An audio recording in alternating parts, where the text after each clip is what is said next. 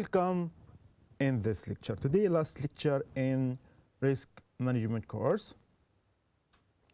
In this lecture, we will complete the previous lecture, liquidity risk. In last lecture, we explained what is liquidity risk, importance of liquidity risk, and how we can to measure liquidity risk.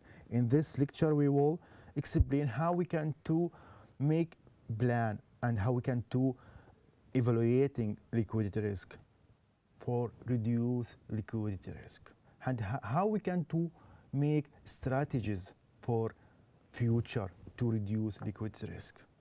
And we will solve some questions associated with liquidity risk as financial gaps. In beginning, liquidity planning.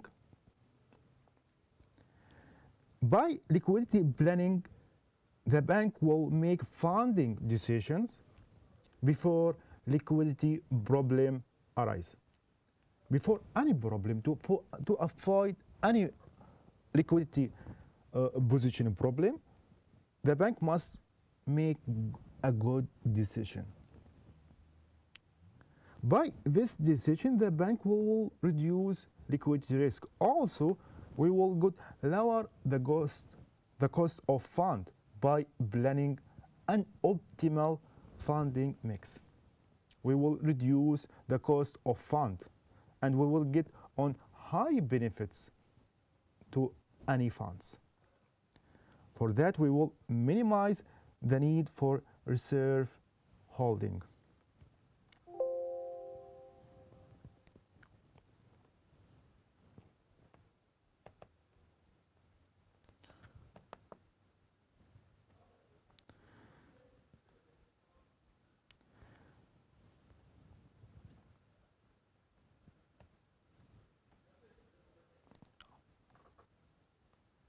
Also, in liquidity planning, the bank determines managerial responsibilities by identifying who respond to regulatory agents, who disclose information to public.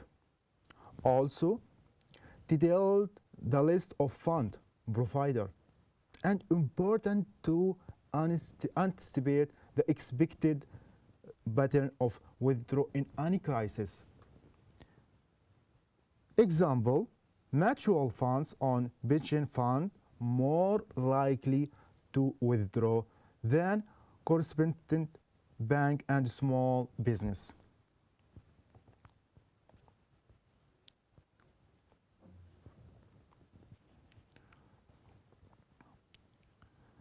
When we make plan for liquidity, that will help us to identify size of potential deposits and funds. And we can to set internal limits for borrowing and limits on risk premium for funding sources.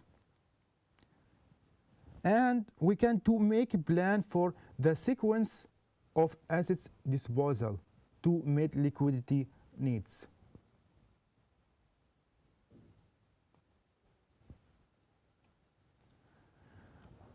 By this plan, we can to make a strategy for the future, how we can to organize the liquidity position, how much we need cash, how much we need to make deposits, we can to make loans for the customers.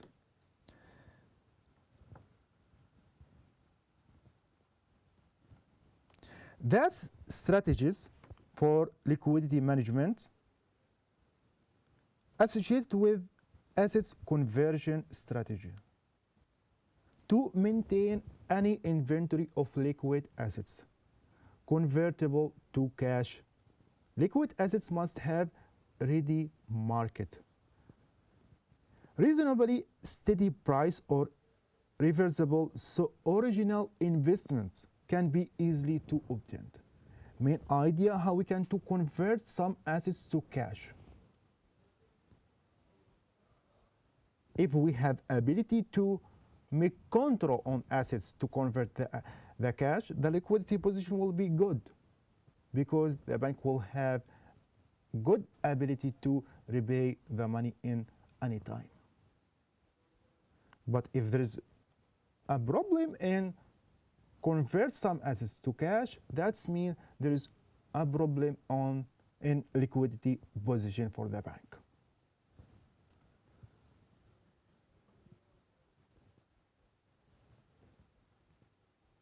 By borrowed liability strategies, the bank maintain line of credits to make up for temporary cash shortfalls.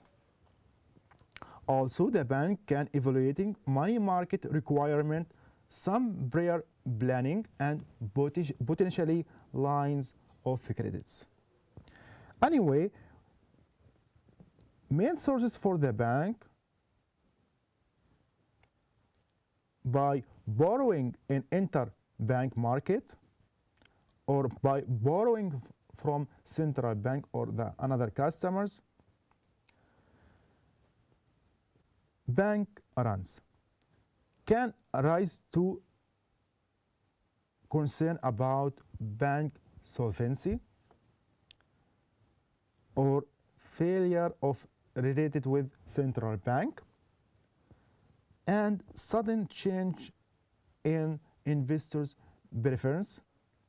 That refers to demand deposits are first come, first served. The depositors' place in line matters.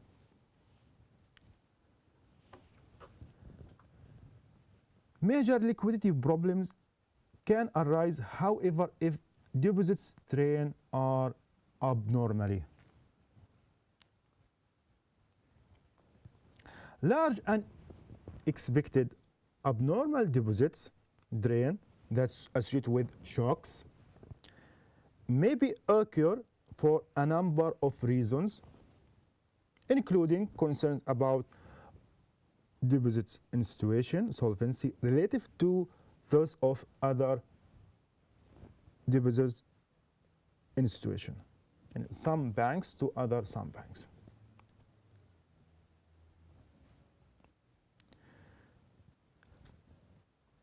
Failure of related depository institution leading to heightened depositors' concern about the solvency of other depositors institution, the contagion effect, that's sudden change in investors' preference regarding holding non-bank financial. The assets such as treasury bills or mutual fund shares relative to deposits.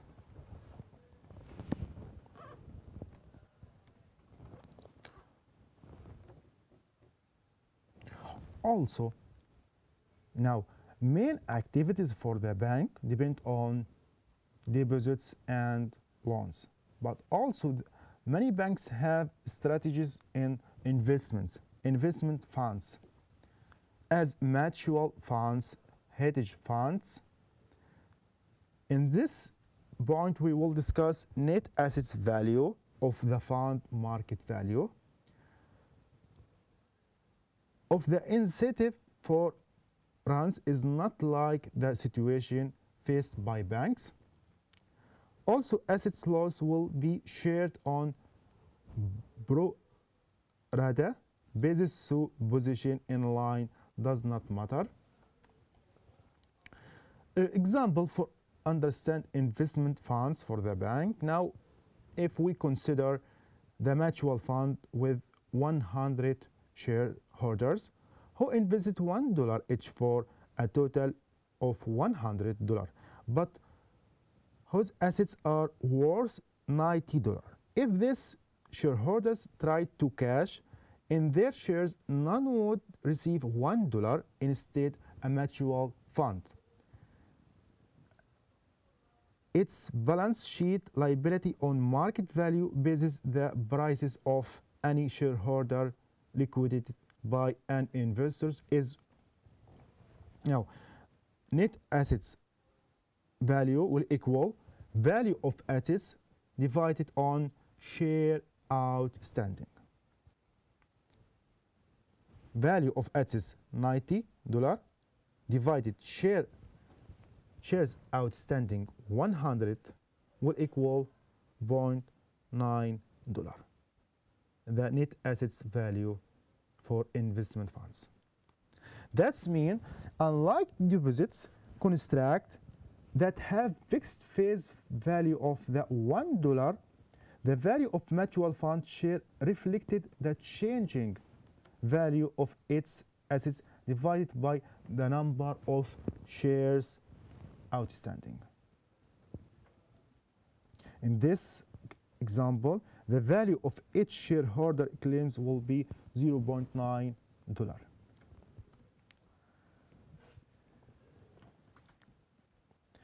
Determinants of bank liquidity. Banks will have a set of liquid assets, cash, securities, and illiquid assets as loans, intangible and tangible assets.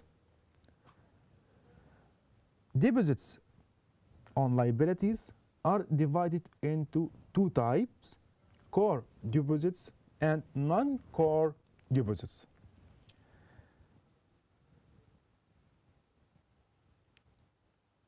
Liquidity risk and profits. Banks' liabilities are available to depositors on demand. Banks must wait long time for repayments for their loans. Maybe 5 years, 10 years, for that this long term. The banks must wait long time for repayment for their loans. Also, banks must keep some liquid assets as cash, short-term deposits, or government bonds, because if there's any problem, the bank must convert some assets to cash, because some deposits bank must wait long time for repayment of their loans.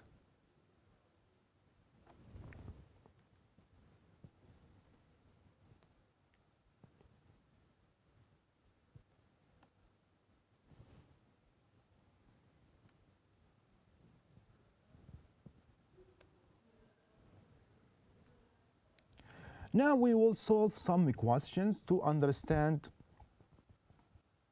liquidity risk.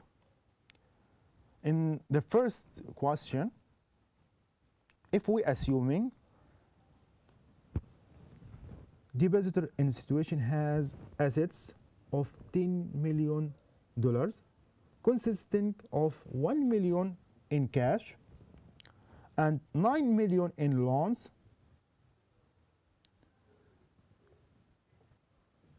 the depositor's institution has core deposits of $6 million, subordinated debt of $2 million, and equity of $2 million. Increase in interest rate are expected to cause a net drain of $2 million in core deposits over the year. Now, if the average cost of deposits is 6%, and the average yield on loans is 8%. If we assuming the depositor's institution decided to reduce its loans portfolio to offset this expected decline in deposits, what will be the net of interest income and the size of the firm after the implementation of these strategies? Now we need to calculate the net on interest income and the size of the firm after implementation of this strategy. Now, assuming that decrease the loans is offset by equal decrease deposits. In this case, the cost of the drain will equal the average yield on loans minus the average cost of deposits, 8% minus 6%, multiply 2 million will equal $40,000. That's net of interest income, while the size of the firm will be, in this case, $8 million after the drain.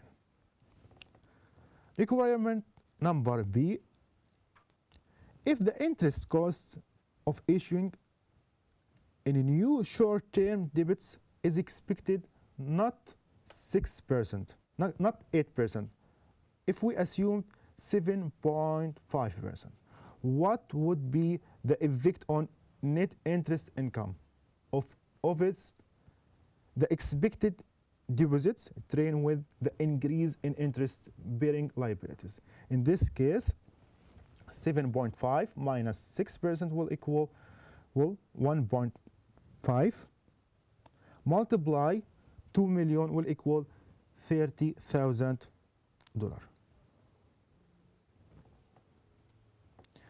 Requirement number C, what will be the size of depositors in institution after the drain using these strategies? The average size of the firm will be $10 million after the drain. 8 million plus 2 million will equal 10 million.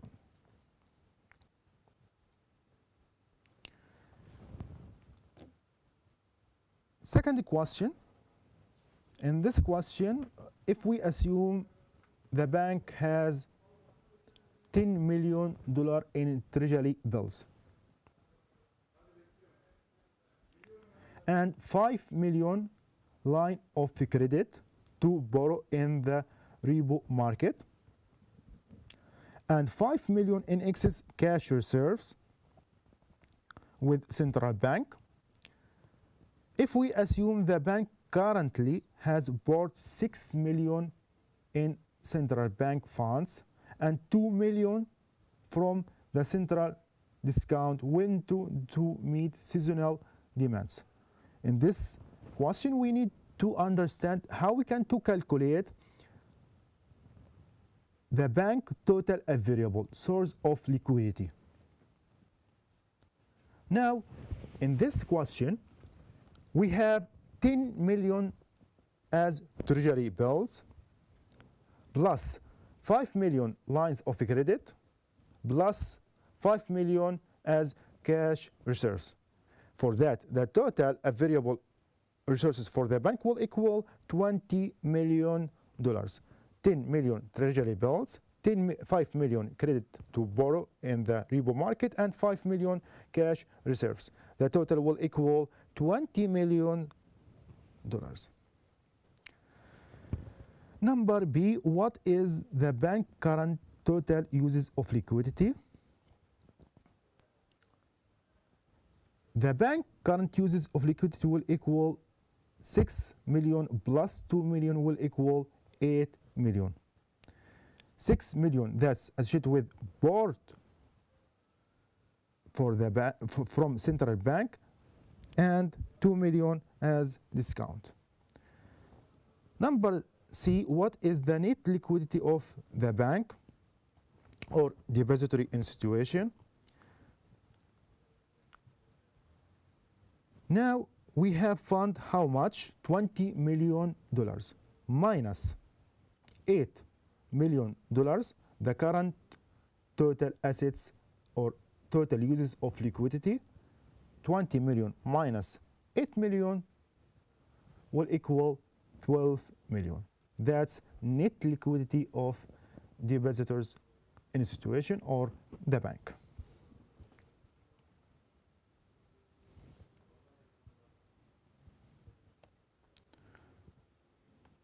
So in this question, we understand how we can to calculate total available sources of liquidity, how we can to calculate some sources for the fund.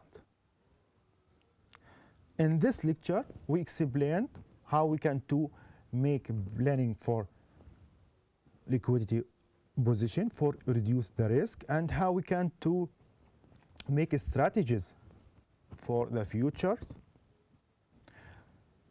By these strategies, we can to reduce the cost of funds and get on high benefits. For that, any bank, before any decision, we will evaluate the funds. If there is high cost and high benefit, must compare to choose optimal decision that's associated with high benefit and lower of cost. Thank you for your attention in this lecture, and thank you for attention for all lectures in risk management course. Thank you.